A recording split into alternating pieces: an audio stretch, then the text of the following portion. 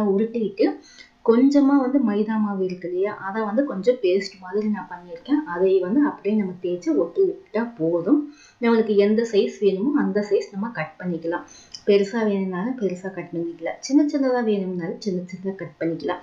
இது சின்ன சின்னதா கட் பண்ணினோம் அப்படின்னா குழந்தைங்களுக்கு வந்து சாப்பிட்றதுக்கு நல்லா இருக்கும். சின்னதா இருந்தா, அதாவது பெருசா பார்க்கறத விட சின்ன சின்னதா இருந்துச்சுன்னா அது நம்ம செஞ்சு வச்சுட்டு பார்க்கும்போது தட்டுல பார்த்தீங்கன்னா உங்களுக்கு தெரியும், நல்லா அழகா இருக்கும்.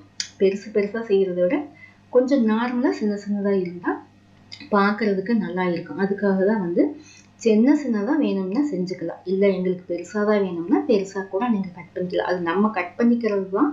நம்மளுக்கு எப்படி சைஸ் தேவையோ அந்த அளவுக்கு வந்து கட் பண்ணிக்கலாம். எல்லா மாவும் வந்து இந்த மாதிரி தரட்டு இதே மாதிரி வந்து கட் பண்ணி நம்ம வச்சுக்கலாம். ஆனா நம்மளுக்கு வந்து எந்த அளவுக்கு உருண்டை வேணுமோ அந்த அளவுக்கு நம்ம சைஸுக்கு தகுந்த மாதிரி நம்ம உருண்டை எடுத்துக்கலாம். அதே மாதிரி தேய்க்கிறதும்